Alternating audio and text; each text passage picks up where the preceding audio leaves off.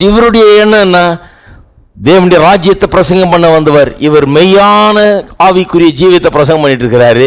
அவன் பொய்யான ஒரு காரியத்தை பின்பற்றி கொண்டிருக்கிறான். வெறும் சடங்கு சம்பிரதாயம் அதை பிடிச்சிக்கிட்டு புரிஞ்சு கொள்ளாமல் எங்கள் தாத்தா செஞ்சார் அதனால் நான் எப்படியே செய்வேன், எங்கள் வீட்டில் நாங்கள் இது பண்ண மாட்டோமாக்கா, அது பண்ண மாட்டாங்க, ஓய்வு நாளில் இது பண்ணக்கூடாதா, இதையே கொஞ்சம் யோசிக்கிறதே கிடையாது. பாருங்கள், அதை பிடிச்சிட்டு தொங்கிட்டு கிடக்கிறது. இவர் வேணும்னே தொங்கிட்டு இருக்கணும், கொஞ்சம் உலுக்கி பார்க்குறாரு. இவர் வேணும்னே அவனை அப்செட் பண்ணுற மாதிரி செய்கிறார். ஏன்னா அவனுக்கு அறிவு உண்டாகணுமே. இஸ்ரவேலே கர்த்தரை நம்பு, கர்த்தரை நம்பு, கர்த்தரை நம்பு. இஸ்ரவேலே அவரும் துணை கேடகமானவர், அவரும் துணையும் கேடகமானவர். இஸ்ரவேலே கர்த்தரை நம்பு, கர்த்தரை நம்பு, கர்த்தரை நம்பு. இஸ்ரவேலே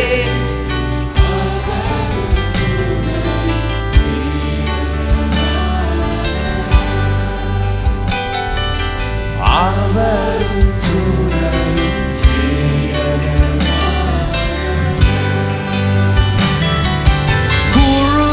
புழுதியிலிருந்து தூக்கி விடுவார், குப்பையிலிருந்து உயர்த்திடுவார்.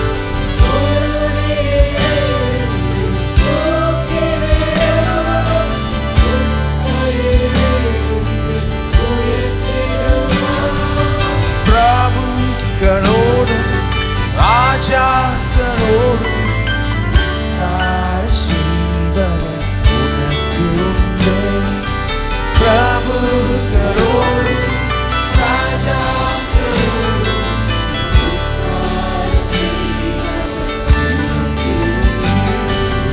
இஸ்ரவேலே கர்த்தரை நம்பு, கர்த்தரை நம்பு, கர்த்தரை நம்பு. இஸ்ரவேலே அவரும் துணை கேடகமானவர், அவரும் துணை கேடகமானவர். அவர் உன்னை விட்டு விலகுவதில்லை, அவர் உன்னை என்றும் கைவிடுவதில்லை.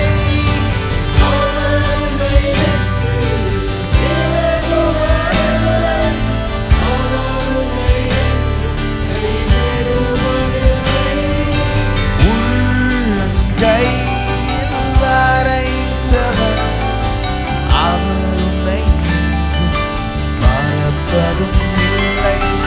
உள்ளங்கையில் வரைந்தவர்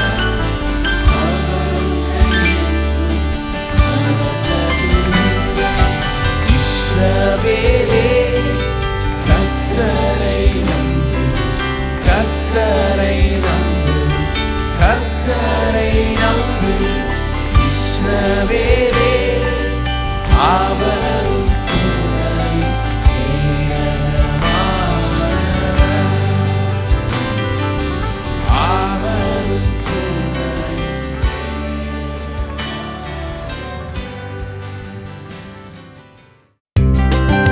போதகர் சாம் செல்லத்துறை அவர்கள் நடத்தும் பூரண சுவிசேஷ வேதாகம கல்லூரியில் ஊழிய பயிற்சி பெற உடனே விண்ணப்பிக்கவும். விண்ணப்ப படிவம் பெற பூரண சுவிசேஷ வேதாகம கல்லூரி, தபால் பெட்டி எண் 494, சென்னை 7 அல்லது கீழ்காணும் தொலைபேசி எண்களில் தொடர்பு கொள்ளவும்.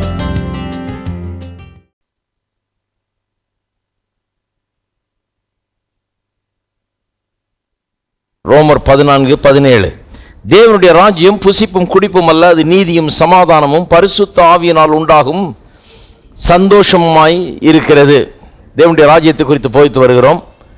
தேவனுடைய ராஜ்யத்தை குறித்து வேதம் சொல்லுகிற காரியங்களை விளங்கி கொண்டால், கிறிஸ்தவம் என்றால் என்ன, கிறிஸ்தவ வாழ்க்கை என்றால் என்ன, கிறிஸ்தவ ஜீவியம் எதை குறித்தது என்பதெல்லாம் நமக்கு விளங்கிவிடும். 2 காரியத்தை சொல்றாரு. எது அல்லன்றாரு, எது என்றும் சொல்றாரு. What it is not and what it is.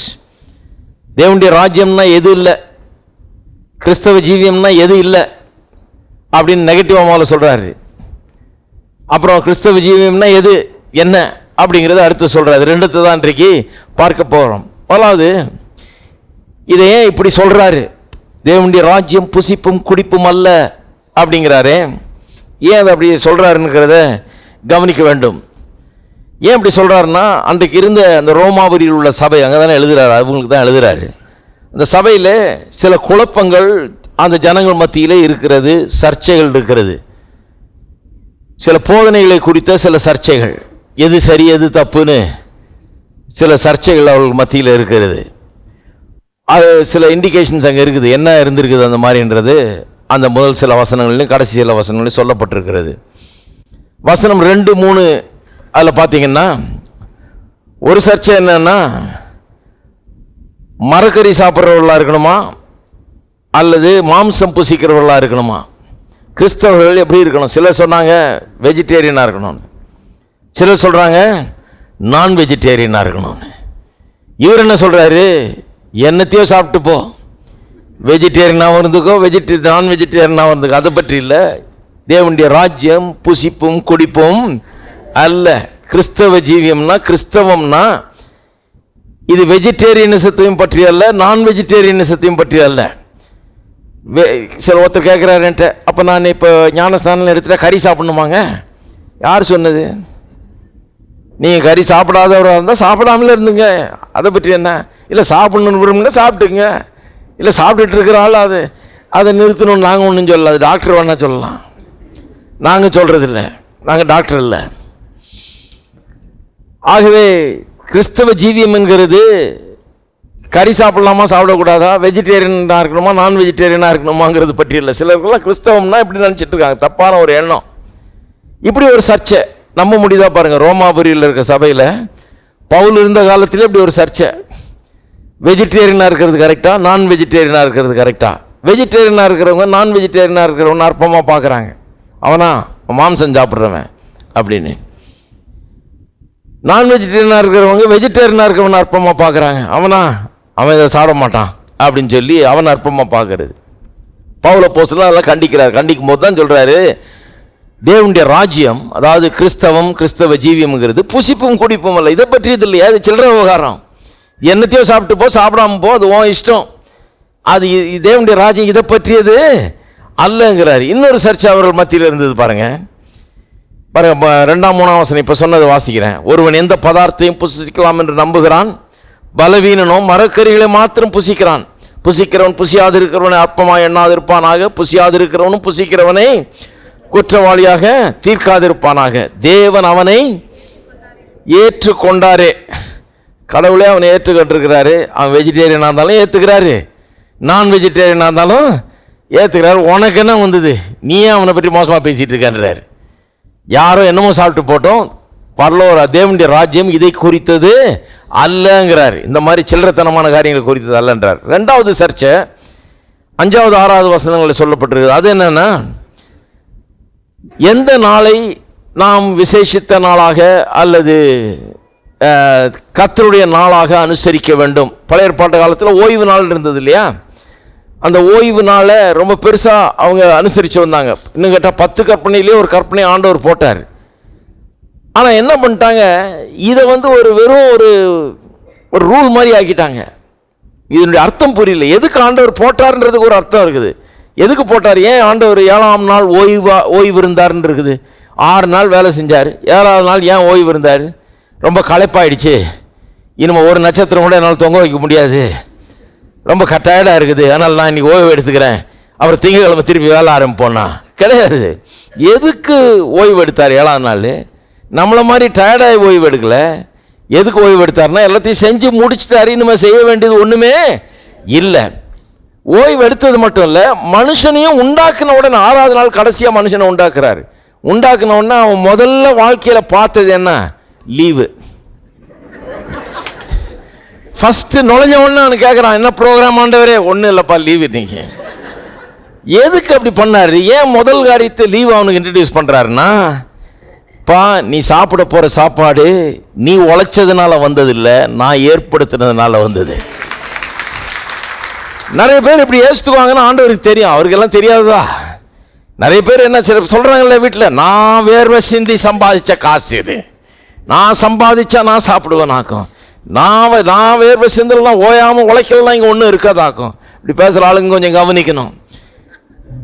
அதனால சிலர் ஓயாமல் உழைக்கிறது, ஞாயிற்றுக்கிழமை கூட ஓய்கிறது இல்லை, அவங்களுக்கு ஓய்வில் நம்பிக்கையே கிடையாது. அவங்க ஒர்க்கஹாலிக்ன்றார் ஒருத்தர், ஆல்கஹாலிக் மாதிரி இவர் ஒர்க்கஹாலிக். இவர் சிலர் குடி போதையிலேயே இருப்பாங்க எந்நேரமும், அது மாதிரி இவர் வேலையிலேயே இருப்பேன்றார். எப்பவும் வேலைக்கு அடிமையாயிட்டேன், ஞாயிற்றுக்கிழமை கூட கோயிலுக்கு போக முடியாது என்னால் அப்படிங்கிறார். ஏன்னா பொழைப்பை கவனிக்கணுமே, 7 நாள் வேலை செஞ்சாதான் பொழைப்பு நடக்கும்னு அவருக்கு எண்ணம். ஆனால் இந்த விளக்கத்தை யாரும் சொல்ல பாருங்க. இந்த விளக்கம் சொன்னோன்னே எனக்கு விளங்குது என்ன கடவுள் என்ன சொல்ல விரும்புகிறார், ஒரு செய்தி அதில் இருக்குது. புதிய ஏற்பாடு வந்த உடனே இந்த ஓய்வு நாள்ன்றது 7ஆம் நாள் இருந்தது இல்லையா, வாரத்தில் 7வது நாள் கடைசி நாள் ஓய்வாக இருந்தது. அது போய் இன்னொரு நாளுக்கு முக்கியத்துவம் உண்டாயிடுச்சு, ஞாயிற்றுக்கிழமைக்கு 1வது நாளுக்கு. ஏன் இந்த 1வது நாள், வாரத்தின் 1வது நாளில் தான் இயேசு உயிரோடு எழுந்தார். வாரத்தில் 1வது நாள் எதை குறிக்குது? இயேசு சாவையும் நோயையும் பேயையும் ஜெயித்துட்டாரு, நம்முடைய பாவ மன்னிப்பை ஏற்படுத்திட்டாரு, நம்ம மீட்டு கொண்டாரு. மீட்டு கொண்டு உயிரோடு எழுந்திருக்கிறாருன்னா நமக்கு மீட்பு உண்டாயிருச்சுன்னு அர்த்தம். இதை காட்டுறதுக்கு தான் அந்த ஓய்வு நாளை விட்டுட்டு அவங்க என்ன பண்ணாங்க, கிறிஸ்தவர்கள்லாம் வாரத்தின் 1வது நாள் கூடி ஆராதிக்க ஆரம்பிச்சிட்டாங்க. இந்த நாளுக்கு ரொம்ப முக்கியத்துவம் உண்டாயிடுச்சு. ஆனால் சபையில், ஆதி சபையில் யூதர்கள் நிறைய பேர் இருந்தாங்க. யூதர்கள் கன்வெர்ட் ஆகி கிறிஸ்டியன்ஸாக இருந்தாங்க இல்லையா, புறஜாதியாராக இருந்தாங்க. புறஜாதியாருக்கு அது ஒரு பிரச்சனை இல்லை, அவனுக்கு திங்கக்கிழமை வச்சா கூட அவன் சரின்றான். ஏன்னா அவனுக்கு எல்லா நாளும் இதை பற்றி ஒரு ஹேங்கப் இல்லை. எதை பற்றி? சனிக்கிழமையை பற்றி, ஓய்வு நாளை பற்றி ஒரு ஹேங்கப் அவனுக்கு கிடையாது. ஆனால் அந்த யூதருக்கு ஒரு பெரிய ஹேங்கப், அவன் ஒரே சண்டை. அவன் என்னன்னா, ஓய்வு நாளை விட்டுட்டோமே, ஓய்வு நாள் 10 கற்பனை ஒரு கற்பனையாச்சு, அதை விட்டுட்டு நம்ம ஞாயிற்றுக்கிழமையில வந்து இப்படி ஆராய்ச்சிடும், இது தப்பாச்சு, கட்டளையை மீறிட்டோமேன்னு அவன் ஒரு பெரிய தகராறு.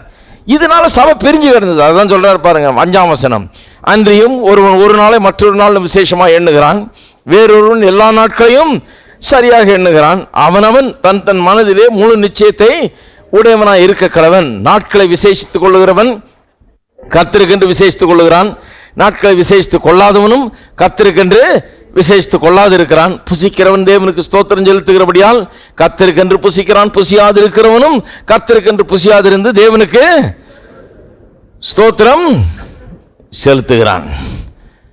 பாருங்க, நாள் ஒரு பிரச்சனை ஆயிடுச்சு. எந்த நாள்? இன்னைக்கு சபை அநேக நேரத்தில் இந்த மாதிரி சண்டைகளால் நிறைஞ்சிருக்குது. எந்த மாதிரி சண்டை? சனிக்கிழமையா ஞாயிற்றுக்கிழமையா? எங்கள் சபையில் நாங்கள் நம்புகிறோம் சனிக்கிழமை தான் கரெக்டு, அன்னைக்கு தான் ஆராதிக்கணும். இன்னொருத்தர் சொல்லலாம், இல்லை நாங்கள் நம்புகிறோம் ஞாயிற்றுக்கிழமை தான் ஆராதிக்கணும். பவுல் சொல்கிறாரு, ஏசு அவ்வளோ தூரத்துலேருந்து இங்கே இறங்கி வந்து மனோ அவதாரம் எடுத்து இங்கே வாழ்ந்து சிலுவையில் ரத்தம் சிந்தி மறித்து உயிரோடு எழுந்து பரமேறி அங்கே உட்காந்துக்கிட்டு திருப்பி வர்றேன்னு சொல்லிட்டு இருக்கிறாரு. இதுக்காகவா? இந்த அற்பத்தனமான ஒரு சண்டைக்காகவா? நம்மகிட்ட இந்த மாதிரி குழப்பத்தை உண்டாக்குறதுக்காகவா? மரக்கறியா மாம்சமா, சனியா ஞாயிறா, இதை மாதிரி ஒரு பிரச்சனை உண்டாக்குறதுக்கு அங்கேருந்து வந்தார். இதெல்லாம் சொல்கிறதுக்கு அங்கேருந்து வந்தார். அவ்வளோ தூரத்துலேருந்து இறங்கி வந்தது எதுக்காக வந்தார்? இந்த மாதிரி சில்லறத்தனமான காரியங்களுக்காக இறங்கி வந்தாரா அப்படிங்கிறாரு. கிடையாது. அதனால தான் சொல்கிறாரு, பரலோக தேவனுடைய ராஜ்யம் புசிப்பும் குடிப்பும் அல்ல, இதை பற்றியது இல்லைன்றார். ஏன்னா புசிப்பை குடிப்பை பற்றி தான் சண்டை போட்டுட்டு இருக்கிறாங்க.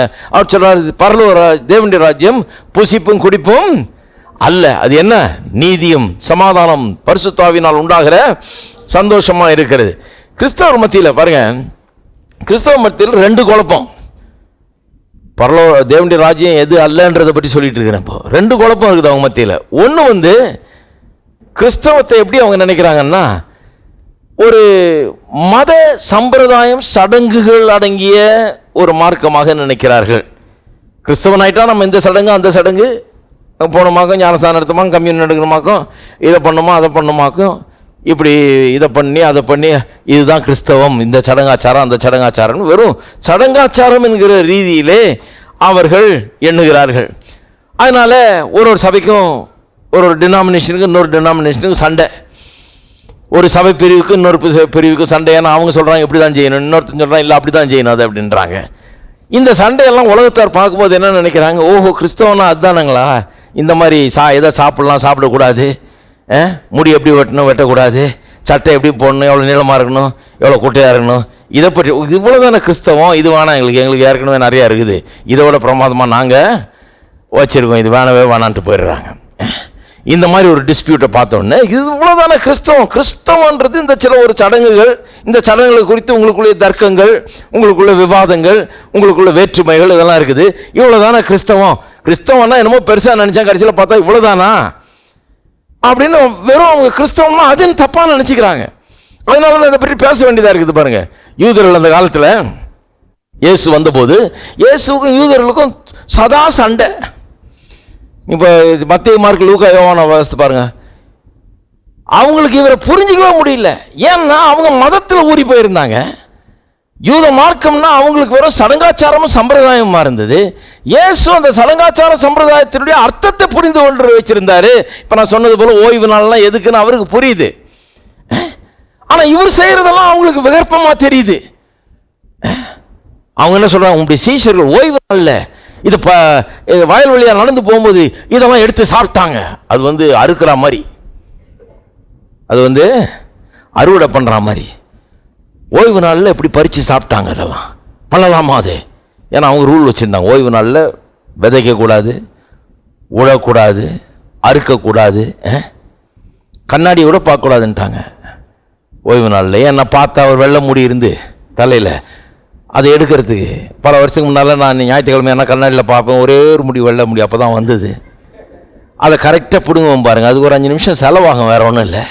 கரெக்டாக பார்த்து அதை கரெக்டாக பிடிச்சி பட்டுன்னு பிடுங்கிட்டு அப்புறம் தான் வருவேன் கோயிலுக்கு. இப்போ எதை பிடுங்குறது சொல்லுங்கள்? பிடுங்குனா ஒன்றுமே இருக்காது. ஆனால் கண்ணாடி ரொம்ப உதவிச்சு ஒரு காலத்தில், கொஞ்சம் வருஷம் ஓடிச்சு அப்படியே. அந்த ஒரு முடி அப்புறம் 2 முடியாச்சு, சரி 2 பிடுங்கணும், 3 4 ஆச்சு, அதை பிடுங்கணும், அப்புறம் எப்படி தான் பிடுங்கிறது? ஆனால் கொஞ்சம் வருஷம் உதவிச்சு. ஆனால் கண்ணாடியே பார்க்கக்கூடாதுன்ட்டாங்க அவங்க. இயேசு ஆப்போசிட்டாக நடந்துக்கிறார். அவன் உழக்கூடாதுன்றான். உழக்கூடாதுன்னா ஒரு மேஜையை கூட அங்கேருந்து இங்கே இழுக்கக்கூடாது. ஏன்னா இழுக்கும் போது உழுகுற நீ நிலத்தை உழுகுற நீ. ஏன்னா இதை எடுக்கும்போது அறுவடை, அப்போ அதை இழுக்கும்போது ரொம்ப டீப்பாக போயிட்டாங்க அவங்க. எப்படி போது பாருங்க, மதம் எப்படி பைத்தியம் பிடிச்ச மாதிரி ஆயிடுது. மதம் அவ்வளோ டீப்பாக இழுத்தா கூட உழுதுட்டேன், அதனால தப்பு அப்படிங்கிற ஒரு லெவலில். அதனால தான் இயேசு என்ன பண்ண, ஒருத்தனை சோகமாக்கும் போது தரையில் உமிழ்ந்து சேராக்கி அந்த சேத்தை எடுத்து அவன் கண்ணில் வைக்கிறாரு. நிறைய பேர் என்னையா இது மொத்த சொல்கிறார், அதில் ஏதோ மருந்து இருக்குது. எதில்? இந்த எச்சையும் இந்த மண்ணும் கலக்கும் போது அதில் ஏதோ மெடிசினல் வேல்யூ. ஐயோ, ஒன்றுமே கிடையாது. அந்த கதையை வாசித்தாலே புரியுது. ஏன்னா அவன்லாம் கூடி வேடிக்கை பார்த்துட்டு இருக்கான், இவனுக்கு எப்படி சுகம் கிடைக்குதுன்னு பார்க்குறதுக்கு. வேணும்னே இந்த பரிசேயர்களை அப்செட் பண்ணுறதுக்காகவே அப்படி பண்ணுறாரு. வேணும்னு போட்டு குழைச்சி உழுறாரு. அவன் கண்ணில் பூசி போய் கழுவுன்றார். அவன் கழுவுனா சோகமாயிட்டான். இவன் சொல்கிறான், இல்லை அவர் தீர்க்கதரிசியே கிடையாது, ஏன்னா ஓய்வு நாளில் அப்படி பண்ணியிருக்க மாட்டார், ஏன்னா பண்ணக்கூடாது. ஓய்வு நாள் ஒருத்தன் கண்ணு தெரிஞ்சதுன்னா எவ்வளோ பெரிய சந்தோஷப்படணும். இதுக்கு ஒரு பார்ட்டி வச்சு பிரியாணி போடணும், ஊரெல்லாம் கூட்டணும், பெரிய கொண்டாட்டம் கொண்டாடணும், கடவுளுக்கு 1000 நன்றி செலுத்தணும். அதை விட்டுவிட்டு எப்படி செய்யலாம்? நீ உண்மையான கடவுளுடைய மனுஷராக இருந்தால் ஓய்வு நாளில் அப்படி பண்ணியிருக்க மாட்டேன். என்ன பண்ணியிருக்க மாட்டேன்? இதை குலைச்சிருக்க மாட்டேன். இதான் சண்டை பாருங்க, எந்நேரமும் சதா சண்டை 2 பேருக்கும். ஏன்னு சொன்னால் இவருடைய எண்ணம் என்ன? தேவனுடைய ராஜ்யத்தை பிரசங்கம் பண்ண வந்தவர். இவர் மெய்யான ஆவிக்குரிய ஜீவியத்தை பிரசங்கம் பண்ணிட்டு இருக்கிறாரு. அவன் பொய்யான ஒரு காரியத்தை பின்பற்றி கொண்டிருக்கிறான். வெறும் சடங்கு சம்பிரதாயம் அதை பிடிச்சிக்கிட்டு புரிஞ்சு கொள்ளாமல், எங்கள் தாத்தா செஞ்சார் அதனால் நான் எப்படியே செய்வேன், எங்கள் வீட்டில் நாங்கள் இது பண்ண மாட்டோமாக்கா, அது பண்ண மாட்டாங்க, ஓய்வு நாளில் இது பண்ணக்கூடாதா, இதையே கொஞ்சம் கூட யோசிக்கிறதே கிடையாது பாருங்கள். அதை பிடிச்சிட்டு தொங்கிட்டு கிடக்கிறது.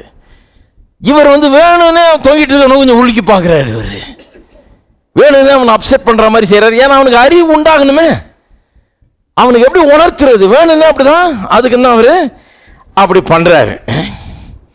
அப்போ பாருங்க, அது மட்டும் இல்லை, அவங்களுக்கு செரிமோனியல் வாஷிங்ஸ் அண்ட் கிளென்சிங்ஸ் இருந்தது. ஒரு வீட்டுக்குள்ளே வந்தால் தண்ணியை காலில் ஊற்றிட்டு வரணும், அப்புறம் கையை எப்படி கழுவணும், கை எப்படி ஒரு தடவை கிடையாது, அப்படி ஒரு தடவை கழுவி, அப்படிலாம் ஒரு இது இருக்குது, ஃபார்முலா மாதிரி வச்சுருந்தாங்க. கை சுத்தமாச்சான்றது பிரச்சனை இல்லை, இப்படி ஒரு கவுத்து அப்படி ஒரு கவுத்து, இப்படி பண்ண அப்படி பண்ண, அவ்வளோதான். இப்போ எப்படி சடங்கு எப்படி பண்ணுமோ அப்படி பண்ணி கழுவிட்டா போதும். அழுக்கு போகிறதுக்கு இல்லை, இது சடங்கு, எங்கள் மதத்தில் சடங்கு இது அப்படின்ற அந்த மாதிரி பண்ணிட்டு இருந்தாங்க. அதனால இயேசுவின் சீசனில் பார்த்தோன்னு கோவம், இவன் சரியாக கை கழுவுறது இல்லை. அவர் சொன்னார், வெள்ளை அடிக்கப்பட்ட கல்லறையே உன் பாத்திரத்தில் வெளியே கழுவுற, உள்ள அவ்வளவும் அழுக்கு அப்படிங்கிறாரு. அவர் சொல்கிறாரு, அந்த பழைய காலத்தில் அந்த செரிமோனிஸ் எல்லாம் எதுக்கு, ஒன்றை காமிக்கிறதுக்காக இருந்தது. ஏன் அதை அப்படி சுத்தம் பண்ணாங்கன்னா, உள்ளும் புறமும் சுத்தமாக இருக்கணும், மனுஷன் அப்படி சுத்தமாக இருக்கணுன்றதை காமிக்கிறதுக்காக. இவன் மனுஷன் சுத்தமே இல்லை, ஆனால் வெறும் தண்ணியை மட்டும் இங்கே தெளிச்சிருது, லேசா அப்படி கழுவிட்டேன் நான் அப்படின்னு. வேணுன்னே இப்படி இவர் பண்ணோன்னா அப்செட் ஆகுது. ஏன்னா இதெல்லாம் தப்புன்னு சொல்ல மாட்டேங்கிறாரு அப்படின்னு. ஓய்வு நாள் அனுசரிக்க மாட்டேங்கிறாரு அப்படிங்கிறது. ஏன்னா ஓய்வு நாளில் இதை பண்ணிட்டாரு, சோகமாக்கிட்டாரு, அப்படி பண்ணிட்டாரு, இப்படி 6 நாள் இருக்குது. 6 நாள் ஒருத்தன் கையை இப்படி சூம்பி கிடந்தது பாருங்க, ஆனால் கையை நீட்டுன்னார், அது வேலையாயிடுச்சான். அது மடக்குன்னு இருக்கும்னு நினைக்கிறேன். நீட்டினோடனே ஏதோ வேலை செஞ்சுட்டான். ஓய்வு நாள் 6 நாள் இருக்குது, அன்னைக்கு பண்ணாமல் ஓய்வு நாளில் போய் இதை பண்ணி எப்படி பண்ணலாம்னு ஒரே சண்டை. அவன் கையை அப்படியே வச்சுருந்தவன் நீங்கள் நீட்டிருக்கான சந்தோஷப்படணும், ஒன்றும் கிடையாது, சண்டை தான் வருதுங்க. ஏன்னா அவன் நினைக்கிறது வேற, இவர் நினைக்கிறது வேற. அவர் கேட்குறாரு, இந்த முட்டாள் சொல்கிறாரு, உன்னுடைய ஆடு ஒன்று ஒரு பள்ளத்தில் குழியில் விழுந்துருச்சுன்னா ஓய்வு நல்லா தூக்கி விட மாட்டியா? உன் ஆடு ஒன்று குழியில் ஒன்றில் விழுந்துருச்சுன்னா ஓய்வு நல்லா தூக்கி விட மாட்டியா? அதை தூக்கி விடுவேன், ஆனால் மனுஷனுக்கு சோகம் கொடுக்கக்கூடாதுன்ற, ஏன்னா அது ஓய்வு நாள். அது எப்படி ரூல் வச்சுருந்தாங்களாம், ஒரு புஸ்தகம் சொல்லுது பாருங்க. ஒரு செவுறு இடிஞ்சு விழுந்துட்டா, அந்த காலத்தில் செவுறு இடிஞ்சு விழுது ரொம்ப சர்வசாதாரணமாக. இடிஞ்சு விழுந்துட்டா அதுக்கு கீழே 2 பேர் சிக்கியிருக்கான்னு வைங்க, கொஞ்சம் விலைக்கு அவன் முகத்தை மட்டும் பார்க்கணுமா யாரு வேணு. யூதனாக இருந்தால் அவன் என்ன பண்ணுமா, கொஞ்சம் அந்த மண்ணுங்கெல்லாம் தட்டி விட்டு ஓய்வு நாள் முடிகிற வரைக்கும் மூச்சு விடுற அளவுக்கு அவனை விட்டு போகலாம். அவன் புறஜாதியாக இருந்தான்னா அப்படியே விட்டு போகலாம், ஏன்னா சாவிட்டான் அவன்.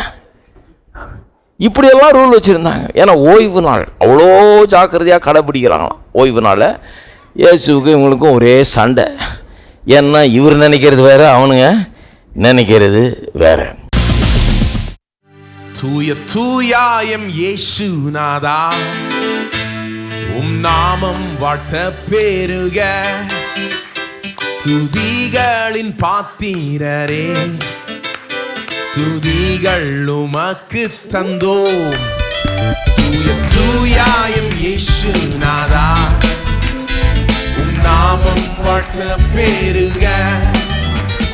துதிகளின் பாத்திரரே, துதிகள் உமக்கு தந்தோம். தூய தூயாயம் இயேசுநாதா, நாமம் வாழ்த்த பெருக. துதிகளின் பாத்திரரே, துதிகள் உமக்கு தந்தோம். தூய தூயாயம் இயேசுநாதா,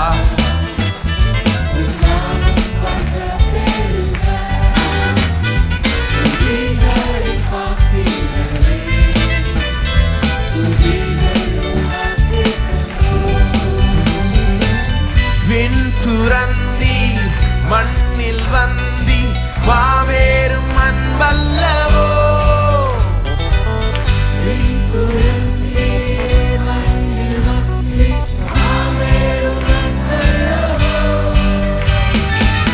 பாவம் சுமந்தி சாபமானி, பாவம் சுமந்தி சாபமானி, பாதம் பணிந்திடுவோம். தூய தூயாயம் இயேசுநாதா, நாமம் வாழ்த்த பெருக. துதிகளின் பாத்திரரே,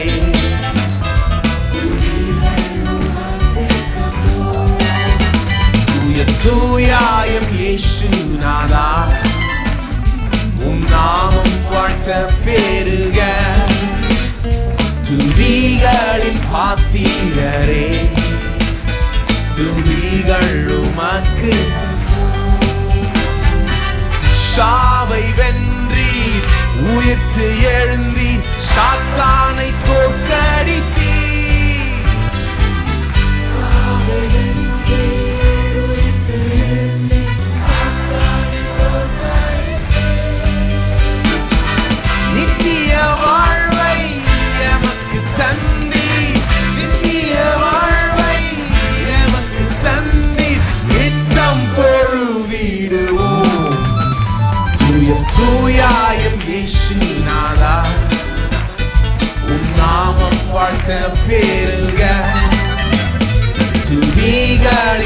பாத்திரரே, துதிகள் உமக்கு தந்தோ. தூயாயம் இயேசுநாதா, உம் நாமம் வாழ்த்த பெருக. துதிகளின் பாத்திரரே, துதிகள் உமக்கு. மீண்டும் வருவீர், மண்ணில் நிற்பீர், மார்போடு அணைத்திடுவீர். மீண்டும் வருவீர், மண்ணில் நிற்பீர், மார்போடு அணைத்திடுவீர்.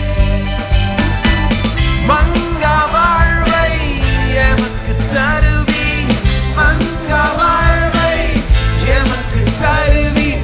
மன்னா தொழுதிடுவோம், தூயாயும் இயேசுநாதா, உம் நாமம் வாழ்த்த பெருக. துதிகளின் பாத்திரரே, துதிகள் உமக்கு தந்தோ. தூயாயும் இயேசுநாதா, உம் நாமம் வாழ்த்த பெருக. துதிகளின் பாத்திரரே,